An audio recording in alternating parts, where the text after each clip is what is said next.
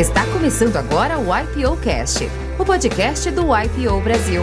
A gente teve mais dois casos aqui que eu gostaria de falar. Um deles é o chamado DIFAL do ICMS, que foi julgado faz pouco tempo, mas nesse caso é o diferencial de alíquota do ICMS que é cobrado no destino quando se vende interestadual para o consumidor.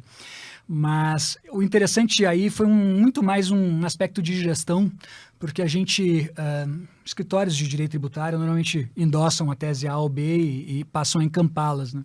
E nesse caso, era uma tese difícil que a gente estava desenvolvendo ali no escritório e que tinha mil implicações práticas, porque ela envolvia justamente ICMS, que seja retenção de mercadoria, trancamento de CND, cassação de benefício fiscal. Então, era uma tese complicada de operar.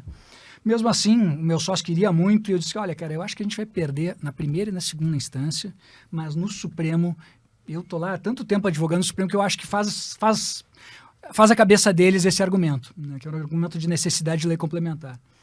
E nós entramos com os dois pés nessa tese, a ponto de entrar com 3.500 ações dessa única tese. Uau. E aí que eu falo de gestão, porque nos obrigou a ter uma equipe enorme para operacionalizar isso e cuidar desses bloqueios de carga e tal, 24 horas por dia. Uma coisa maluca, ao longo de 6, 7 anos, entendeu? Então, era uma aposta para a gente muito intensa, vamos dizer assim, porque não bastava protocolar a petição e esperar, era um dia a dia muito corrido, porque varejistas, como grandes varejistas do e-commerce, eles têm operação e caminhão na rua 24 horas aos milhares, né? Pois bem, dito e feito, nós perdemos todas as causas em primeira instância, em segunda instância, e ela foi parar no Supremo Tribunal Federal. Chegando lá, por uma situação um pouco gozada, porque era no final da pandemia e ainda estava bem definido o que era julgamento virtual, presencial, etc., e nós havíamos encaminhado a sustentação, que também não tinha sido feita por mim, senão que por um professor, Roque Carrasa, por e-mail, que é uma droga, né? Porque ninguém vai ouvir um e-mail, né? E por algum erro de protocolo lá ou não, ou desconhecimento meu, o ministro Fux acabou dizendo assim, doutor Fábio, então com a palavra para sustentar. E eu estava ali parado, ouvindo, e não estava preparado para aquilo. E eu pensei naquele meio segundo, eu digo, olha, ou eu digo, olha, não cabe, vou tentar ensinar o presidente sobre... Ou eu tento improvisar e faço a sustentação. E fiz de bate-pronto. Funcionou direitinho, mas o fato é que ficou 5-5.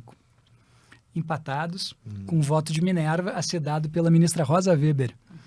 E aí, imagina, Yaping, que estava assim no meu escritório com 3.500 ações, assim, né? Toda a equipe pensando assim, pô, se esse negócio der errado aqui é o meu emprego, mais ou menos assim, né? Porque fica tenso, claro, né? Estão há anos trabalhando naquilo, né? E aí a Rosa Weber, a ministra, ela diz que ela inicia a fazer uma coisa muito... pouco comum, que é elogiando pessoalmente o trabalho. Depois fez isso constar em acórdão até, dizendo, olha, eu conheço o Dr. Fábio desde que era criança. Chegou a dizer isso. Mas enfim, tudo isso para dizer, olha, eu achei que o trabalho foi muito bem feito e me convenceu. Então, por 6-5, eu vou declarar o resultado. Bom, então foi uma coisa muito louca, porque esse mar de gente, essa incomodação toda, porque essa tese foi uma incomodação sem tamanho, acabou dando certo e não deixe de escutar os outros episódios do IPOcast, disponível em todas as plataformas de streaming.